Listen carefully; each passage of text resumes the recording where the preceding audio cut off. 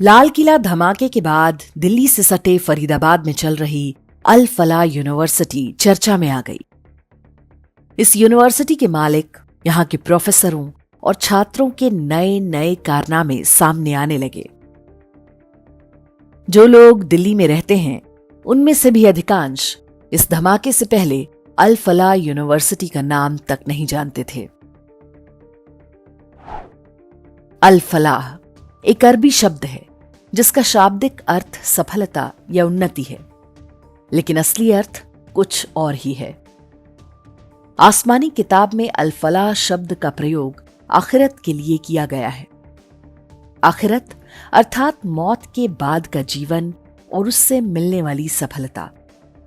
तो यूनिवर्सिटी के जिन छात्रों और प्रोफेसरों ने बम धमाका करके हजारों लोगों को मारने का षड्यंत्र रचा था, वे अपनी इस मदरसा छाप यूनिवर्सिटी का नाम सार्थक कर गए। वे कौन लोग हैं जो भारत में ऐसे अड्डे स्थापित करने में सहायता करते हैं जो भविष्य में देश के लिए खतरा बन सकते हों? वो भी तब जब भारत में AMU, जामिया, हमदर्द और ऐसे ही ढेरों इस्लामी संस्थान और मदरसे चल रहे हैं। उनमें क्या पढ़ाया जाता है ये भी किसी से छिपा नहीं है। अल फलाह यूनिवर्सिटी 76 एकड़ में फैला विशाल कैंपस। फरीदाबाद के जिस धौज गांव में इसे बनाया गया है वो अरावली की पहाड़ियों के निकट एक संवेदनशील वन क्षेत्र है। यहां पर कोई भी निर्माण करना हो तो सरकार से लेकर सुप्रीम कोर्ट तक के कड़े नियमों का पालन करना होता है। दुनिया भर की पर्यावरण संस्थाएं हंगामा करने आ जाती हैं, लेकिन इस मजहबी अड्डे को रोकने कोई नहीं आया। वर्ष 2014 में जब अल फलाह यूनिवर्सिटी की स्थापना हुई थी, तब हरियाणा में भूपेंद्र सिंह हुड्डा की सरकार थी। यूनिवर्सिटी के मालिक जावेद सिद्दीकी पर करोड़ों के आर्थिक घोटाले का आरोप था। इसके बाद भी उसे लाइसेंस मिल गया। यदि हम पर, आप पर एक छोटा सा पुलिस केस हो तो पासपोर्ट नहीं बन पाता, लेकिन वर्ष 2015 में अल फलाह यूनिवर्सिटी को UGC की मान्यता भी मिल गई। तब स्मृति ईरानी मानव संसाधन मंत्री थी। वर्ष 2019 में अल फलाह यूनिवर्सिटी को हरियाणा मेडिकल शिक्षा विभाग से MBBS कोर्स शुरू करने की अनुमति दे दी गई। तब RSS के प्रचारक मनोहर लाल खट्टर मुख्यमंत्री थे।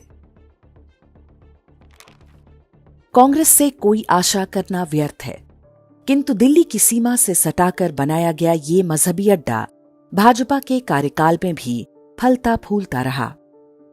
क्या मनोहर लाल खट्टर और स्मृति ईरानी में इतनी समझ नहीं कि वे यूनिवर्सिटी के नाम, पते और उसके संस्थापकों के इतिहास को देखते हुए समय रहते इस संभावित खतरे को भांप पाते? वास्तव में शत्रुबोध का ये अभाव ही हिंदू नेतृत्व की सबसे बड़ी समस्या है। जम्मू के श्री माता वैष्णो देवी मेडिकल कॉलेज की 50 में से 42 सीटों पर मुस्लिम छात्रों को प्रवेश दिया गया। तब उपराज्यपाल मनोज सिन्हा के दिमाग में एक बार भी ये प्रश्न नहीं आया कि 100% हिंदुओं के पैसे से चलने वाले मेडिकल कॉलेज में एक भी सीट किसी गैर हिंदू को कैसे दी जा सकती है।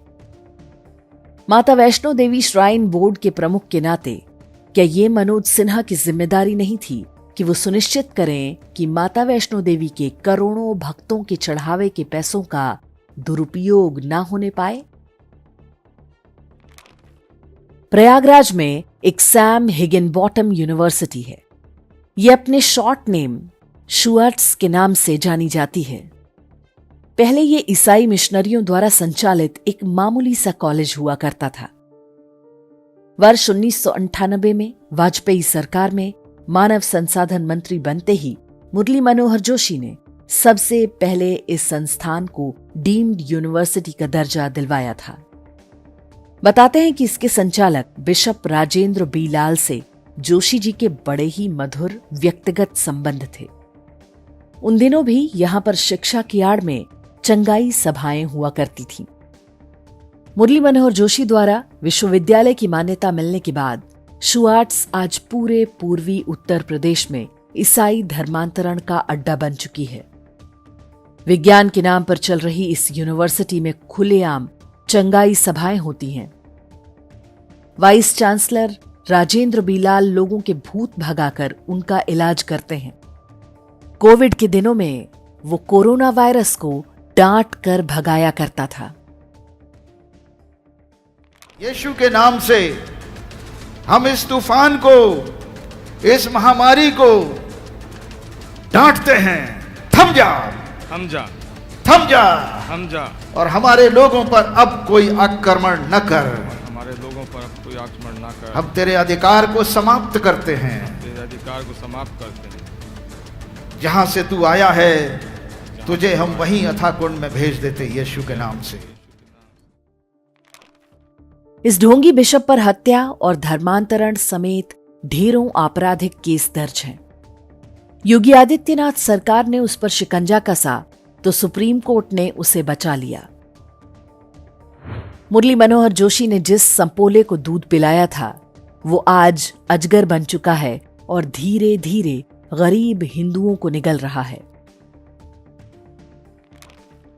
एक समय था जब लखनऊ समेत उत्तर प्रदेश के सारे शहरों में मुहर्रम पर शिया सुन्नी दंगे हुआ करते थे। वाजपेयी जी जब प्रधानमंत्री बने तो उन्होंने दोनों समुदायों को आमने सामने बिठाकर विवाद हल करवा दिया। वाजपेयी जी की नीयत में कोई खोट नहीं थी, लेकिन जो लोग पहले आपस में एक दूसरे का खून बहाया करते थे, अब हिंदू उनकी संयुक्त घृणा का शिकार हैं। यूपी के मुख्यमंत्री रहते हुए अखिलेश यादव ने गाजियाबाद में विशाल हज हाउस बनवाया तो बीजेपी ने कड़ा विरोध किया। लेकिन लगभग उसी समय झारखंड के मुख्यमंत्री रघुबर दास रांची में हज हाउस बनवा रहे थे। अखिलेश यादव ने इस्लाम की सेवा में हिंदुओं के टैक्स के 50 करोड़ रुपए फूंके तो भाजपाई रघुबर दास ने उनसे अधिक पूरे 55 करोड़ रुपए खर्च करके स्वयं को मुसलमानों का सबसे बड़ा हितैषी साबित कर दिया था। फरीदाबाद की अल फलाह यूनिवर्सिटी के प्रोफेसर और छात्रों ने जो हजारों टन विस्फोटक तैयार किया था, उसका प्रयोग करने में यदि वे सफल हो जाते तो इसका बड़ा श्रेय मनोहर लाल खट्टर को भी जाता।